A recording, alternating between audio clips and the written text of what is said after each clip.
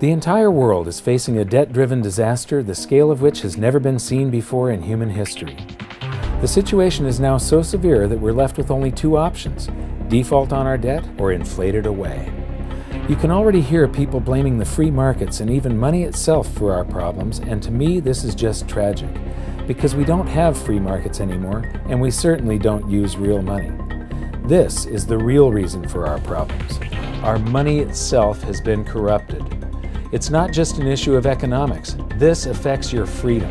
When this crisis hits, people will be screaming for the government to do something when it was the government that caused the problems in the first place.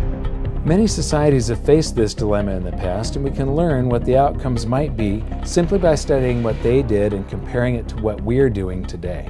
So while I was in Germany, I decided to stop by one of my favorite museums and take you on a kind of crash course of the history of real money, how it evolved, and the twin dangers that arise when money is corrupted.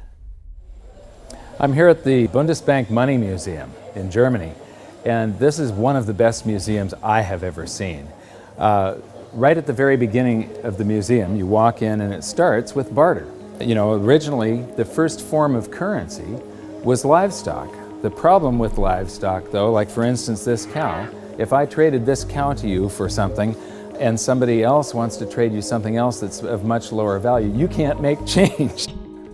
A system that relies on barter is very inefficient because you not only suffer from the problems of divisibility, you also rely on the hope that you will find someone who has a good or service that you need, who wants something that you have at the same place and at the same time.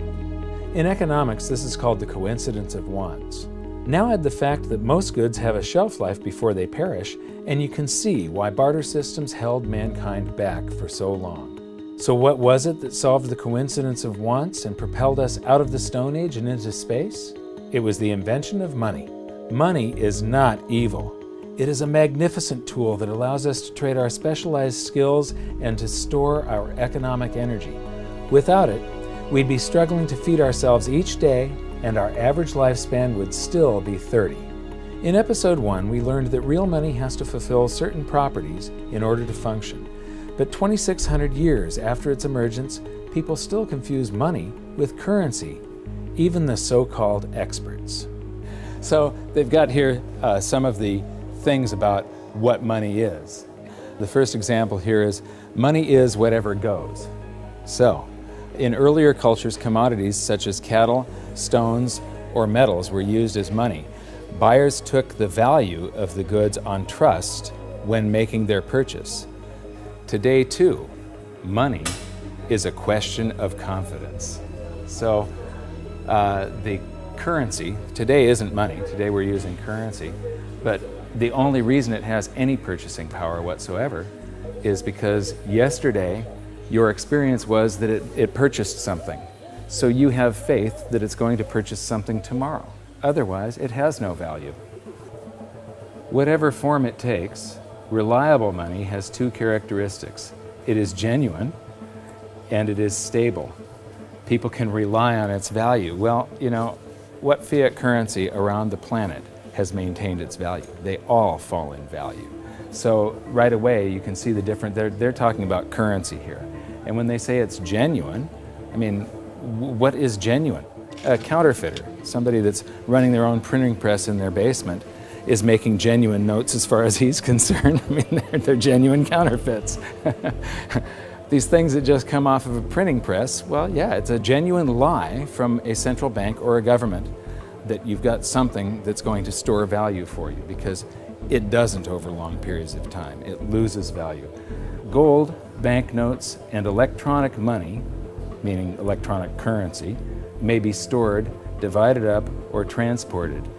As its material value has declined over time, its genuineness has had to be beyond question. Well, this one says that it's got to maintain its value, and right here they're contradicting the next one. The one thing here, gold, is the only thing that they're talking about that has not lost its value. In the past, rare goods were used as money. Today, central banks must ensure that the supply of money is restricted. Well, what are they doing all over the planet today? They're lifting all the restrictions on how much currency they're creating. They're flooding the planet with currency. The next display shows the usual museum pieces that are described as commodity money: cowrie shells, representative axes, cocoa beans, and the like. While these work better than barter, none of them were actually money because they all had a weakness: one or more properties of money that they couldn't fulfill. Therefore, they are commodity currencies, not money. Some of these were widely used right up until the beginning of the 20th century, and there's some stuff here that I haven't seen before. Here's something very interesting. This brick of tea, its value is in the intrinsic, it's in the commodity that you're using, it's the tea. But this one has a certain fungibility to it. Each unit would have the same value, and you can make change. You can snap these things apart into units of 6. It's portable. It's not that heavy. This fulfills quite a few of the functions of money. I would not imagine that it's that durable. It probably doesn't wear that well. And now we come to the emergence of real money. Here we have little pieces of metal, just little pieces that have been broken off of bars or something that was cast, other little blobs of metal that were traded as a currency. You know, they had purchasing power, they had an intrinsic value, but they still weren't fungible, which means interchangeable. Every one of them had a different value.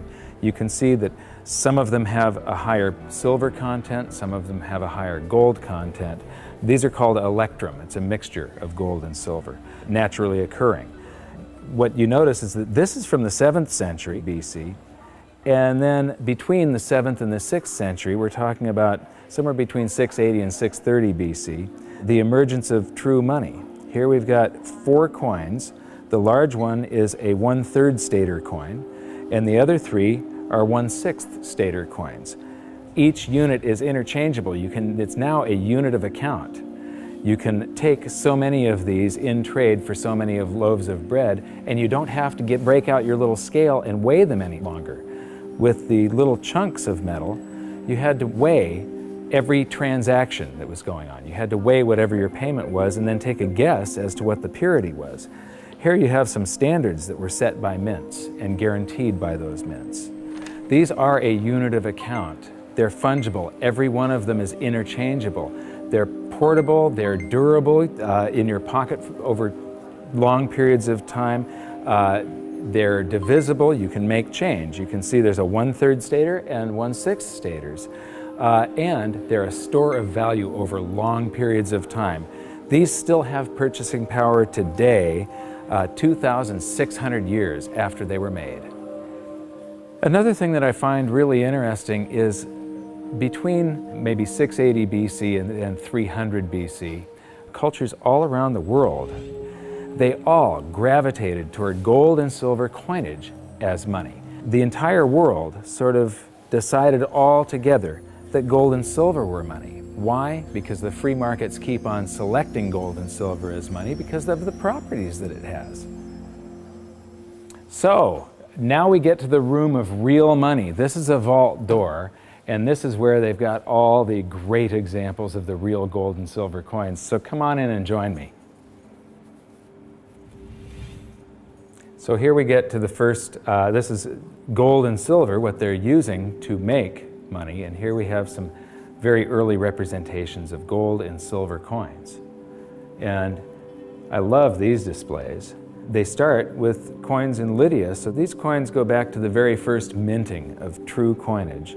So here we have starting in the 6th century BC, and then it goes up to the 3rd century, and then from the 5th to the 11th century, and the 13th to the 15th century.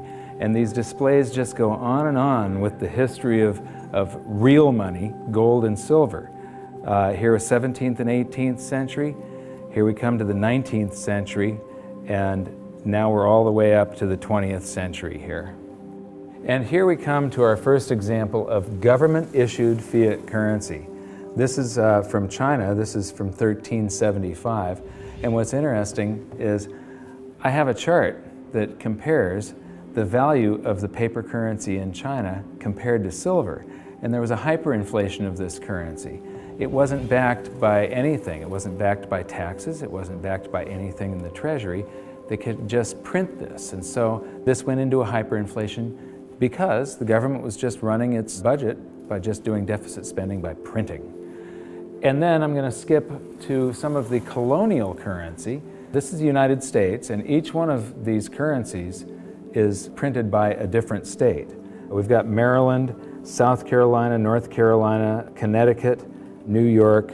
This one here is particularly interesting. It's printed in the 14th year of the reign of King George III. It's dated March 25th, 1776. So this is just a few months before the Declaration of Independence. It says, "'Tis death to counterfeit." But this was printed just before we started coming out with the continental dollar, which went into a hyperinflation because of pure deficit spending on the Revolutionary War. And so this is the wall where real money gets corrupted. This is where it all turns to paper, which sometimes is backed by something, but it can be a lie. They can print more than they have of the stuff to back it. As we learned in episode 2, one of the first things a country does at the outbreak of war is to suspend redemption rights so that their currency is no longer redeemable in gold. This is exactly what Germany did before World War I. After losing the war, they suffered through one of the worst hyperinflations on record when they were burdened with massive reparation payments to France and the Allies. These heavy penalties stifled the German economy and brought it to a standstill, leaving the country with the same two choices all indebted nations have faced throughout history: default on their debt or inflate it away. Defaulting was not a viable option, as they were completely impoverished, weakened, and surrounded by armed forces ready to take their land. Since their currency was no longer tied to gold, it was decided to light up the printing presses and inflate their way out, paying the debts with new currency created out of thin air. This had drastic consequences. Check out some of this Weimar currency. The display starts with one mark that actually purchased something, but soon the notes rise to the thousands, then the millions, then the billions, and finally the trillions. It's mind-blowing. You'll notice that I'm laughing a little bit as we move through the museum, but I'm not laughing at the people. I'm laughing at the stupidity of central banks and of governments and how we never seem to learn from history. Okay, this is an example of different currencies used during the hyperinflation, and they call some of it inflation money and emergency money. This is interesting. They figured the way out of hyperinflation was to print more. So in 1923, the value of money fell by 50% or more per day. So that means prices are doubling every day if it's falling by 50%. Nearly everyone spent their money as quickly as possible on bread, shares, and other safe assets. Well, I don't consider shares safe assets. Actually, the stock market did not keep up with the inflation. However, this rapid circulation only served to stoke inflation even further. That's the function of velocity of money. It's just when velocity picks up, it's just like expanding the quantity. It's got the same effect. At the end, even 144 printing companies working for the Reichsbank could not keep up with the demand for banknotes. Emergency money issued by cities, local authorities, as well as banks and other enterprises started being circulated. So everybody was issuing currency to add to the currency that the government was printing like crazy. Although banknotes with face values of trillions of marks were issued, the vast demand for money, that's not correct, the vast demand for currency led to a paper shortage. Printers used anything that could be found, including wool, wood, and silk. So here's some example of wood, wool, and silk currencies over here. So this is a great example of how even here, in a museum of what they call money, this is the Bundesbank, one of the world's great central banks, if you can call any central bank great. They don't understand the difference between money and currency. They're calling all of this money, and it has nothing to do with money. This is just a promise. It was a promise to pay money at one point, and then it was a broken promise. People will have faith in these government-created currencies, and it allows governments to basically rob their own people. The government erased the debts that they had left over from World War I by just hyperinflating the currency, and basically that transfers all the wealth of the middle class to the government. The government inflated away the debts, but they also inflated away the prosperity of their entire population. When we were in Germany, we got a chance to shoot in front of the Bundestag, which used to be called the Reichstag. And it's very, very significant in that out of monetary crisis, you very often see the political landscape change dramatically. It's the middle class of a country that defines the country with their vote. They're the largest sector of any country, about 70%. And a currency crisis like a hyperinflation wipes out and impoverishes the middle class. And they become filled with fear. And it's very easy for somebody to come in and prey on that fear. And dictators arise out of hyperinflation. And this is one of my greatest fears as far as the United States goes. I think that we all have to be very, very careful and very watchful for what happens in the future. A few years ago, I was interviewing Congressman Ron Paul, and he said, I think that there's going to be a financial collapse before they come around to thinking seriously about monetary policy. But the real thing we have to worry about is not the loss of our wealth. It's the rise of a dictator. It's the loss of our freedom. And what's interesting is the rise of Hitler. There were 2 times where he played on the public sphere. He could never have come to power had there not been a hyperinflation back in 1923. Just 1 week before the end of that hyperinflation, that's when Hitler made his first big public appearance. Playing to the public fear, Hitler and his stormtroopers took over a beer hall called the Bürgerbrau Keller that seats around 3,000 people. And he took the stage by gunpoint, and to this literally captive audience, he gave the speech that would change the world. Because of the hyperinflation, the audience had been recently impoverished. Their wealth had been stolen by the government running the printing presses. And so they're all scared. He offers them a scapegoat and tells them he's got the way out. He became very popular after that, and the very next day, the people that were listening to him followed him in an attempt to overthrow the government. He was arrested, tried, and convicted of high treason and served time. While he was in jail, he was provided with a private secretary, Rudolf Hess, and he actually wrote about half of Mein Kampf while he was serving time. But once the economy started to recover, Hitler lost that leverage, that power. He could no longer play on the fear of the public once the economic situation had changed. By the middle of the Roaring '20s, he had become a joke. The Nazi Party had gone to less than 2% of the vote. Then along came the Great Depression, and Hitler seized this opportunity again. He was the first politician to actually campaign by aircraft, hitting multiple cities in a single day. And the Nazi Party went from 2% of the vote to the second largest party in Germany. So playing on the public sphere, Hitler was able to take away the rights of Germans. He was able to, all these guaranteed rights in the Weimar Constitution, private property rights, the right to assemble, public assembly, the right to privacy in the mail, the telephone system. He just took away all of their rights and seized power. So these are some of the things that we have to be concerned about and be very mindful of. Economic crisis very often leads to the rise of a dictator. Yeah, the fact that this was just 70 to 80 years ago, basically there are still people alive today that experienced this, but enough of them have died off to where the warnings fall on deaf ears. Berlin is a great example of another massive danger to individual freedom that economic crisis can bring, the swing from capitalism to collectivism. After World War II, the city was basically divided in half, the West being capitalist and the East communist.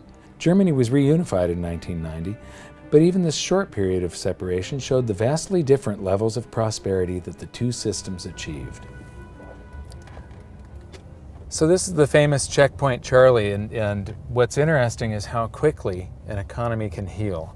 Just 20 years ago, you would have seen a tremendous difference between the East and the West. You'd have one side that has tall buildings and is much more industrialized and new, and then one side that's very old and gray. It was one of the best examples of what a state-run society does to an economy. How the more the public relies on government, the worse the general economy gets. What happens, in capitalism, you have the greatest disparity between the poorest and the richest individuals, and there's a backlash against that. And you see this happen in waves and cycles, this cycle that goes from capitalism to collectivism. Here, the example, you had this line going right through a city, and one side of the city that was very poor, and the other side prosperous by comparison. Now, when we go toward collectivism, they want to eliminate this great disparity between the poorest and the richest individuals. But what happens isn't that they raise the standard of living for the poor up here. They drag the whole economy down so that everybody ends up living down here, except for the people that are running the government. Collectivism is a danger because we've proven time and time again that it doesn't work. The evidence is in. If you look at history, it's clear that maximum prosperity can only be achieved through individual freedom, free markets, and sound money. You'd think that we'd learn from history, but I'm going to show you a few more displays from the museum that prove conclusively we haven't. And this is where we are today. This is a sheet of 50-euro notes, and these come out of the printing press, bam, bam, bam, bam, bam, just like those notes did. And the entire world today is sort of, every central bank across the planet is creating currency like crazy right now. I think we're going into a deflation, so they're trying to stave off deflation right now by printing their way out of it. So here we've got some examples of the technology that governments around the world are putting into their counterfeit currency so that the public can't counterfeit the currency that the governments are now counterfeiting. So you've got all these holograms and watermarks and different threads and different types of paper. And then here's this big old printing plate where they pop these things out a mile a minute. And right now they are hyperinflating the base money around the world, the paper money. We're going into a deflation though of the credit money, the voodoo hocus pocus currency that the banks just type into the computer. That's starting to collapse, where this stuff is expanding. So we learned in episode 4 that modern currency creation is a complete scam, but a whole lot of people had trouble believing that it could be true. The European Central Bank has this awesome display that shows you exactly how it's done, and it's basically the same as our episode 4. So here's a quick recap thanks to the ECB. Basically, the central bank and the Treasury swap IOUs. The central bank writes a check and the Treasury issues a Treasury bond, which is an IOU, and that creates currency, and then it gets, somebody is paid, it gets deposited into a bank account, and 1,000 marks, they withhold 10%. So right here, they're already telling you that his bank account is a lie. He deposited 1,000 in it. They only withhold 100 in case he wants some of that. And then they loan out 900, which then she buys something from this guy, he deposits the 900. They borrow 90% of that and leave just 10% on deposit for him. And the result is that it expands. Every 1,000 ends up creating 10,000, or every $1 creates $10. And they've got the result here. It's all sort of a voodoo hocus pocus scheme.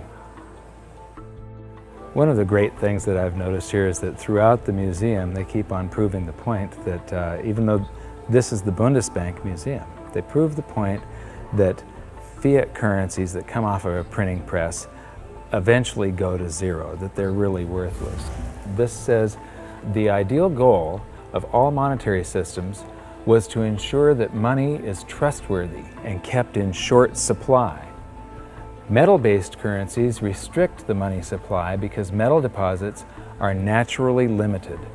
However, during the Industrial Revolution in the 19th century, the rapidly growing economy needed a means of payment which could adapt flexibly to this growth. Baloney. You can have a fixed currency supply, and when you have economic growth, it means that the currency gains in purchasing power. In the 20th century, uncovered currencies, meaning unbacked currencies, have been the norm. In principle, the money stock could grow unchecked. This is why central banks must ensure that the money stock is in line with economic growth. Yeah, right. So here we've got my buddy Milton. Actually, Milton was sort of a semi-free market economist. He won the Nobel Prize, so he's considered the dean of the Chicago School of Monetary Thought, which are monetarists. They believe that we should have a Federal Reserve and it should expand and contract the currency supply to achieve stable prices. One of the problems with Keynesians and monetarists and so on is that they think you should expand it and contract it, but they never contract it. They just, Keynesian, you're supposed to spend when the economy is bad. The government's supposed to spend and stimulate and then withdraw currency from circulation to keep us from going into a bubble caused by the expansion of credit and the spending that they did during the bad portion of the economy. So they take this rubber band and they stretch it, and it's supposed to come back, but they never do that. They just keep on stretching it to infinity. And here we are, right now, where we are in the world is that rubber band is about to snap with every currency on the planet. And so I'm instability, I'm in deflation, inflation. Let me see, I'm going to cause a hyperinflation. Oh, it just went off the inflation scale. I guess I did cause a hyperinflation. Oops. And now the whole thing is collapsing. This game of inflation and deflation has never worked. Right now we're on the precipice of the whole system collapsing, and just like the game, our monetary system will reset. This is where the twin dangers we learned about may rear their ugly heads, so it's up to all of us to learn from history. I mentioned earlier that it was the invention of money that allowed humans to prosper and rise out of the Stone Age. But money is only part of the equation. What use is money if you don't have freedom? So what's going to happen? Will we default or inflate our way out of the mess we're in? Since 2005, I've been stating publicly, and I also wrote in my book, that I believe we're headed toward a series of events involving a short-term deflation followed by a big inflation or hyperinflation. If you really want to learn how this inflation might affect you and your family, join me at hiddensecretsofmoney.com for this episode's exclusive presentation. It's a special video that shows where I believe we are on this economic roller coaster of a ride and how I think it'll play out. So for now, what can you do? 1. Share this video on social media and subscribe to our YouTube channel. 2. Educate yourself by watching the rest of this series. And 3. Take action to protect yourself and your family. Learn what you can do at hiddensecretsofmoney.com. I'll see you there.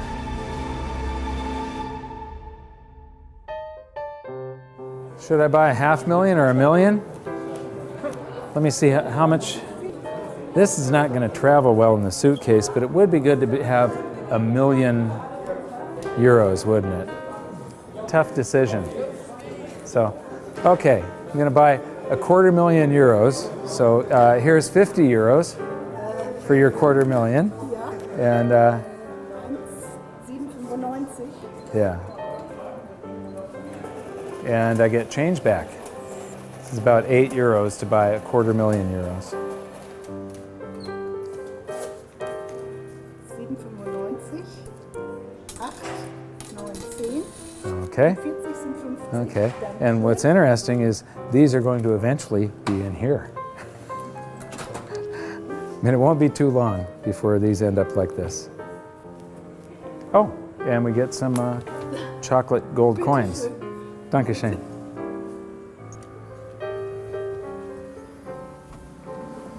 So that's our tour of one of the best monetary museums I've seen so far. But what amazes me is that they still just don't get it.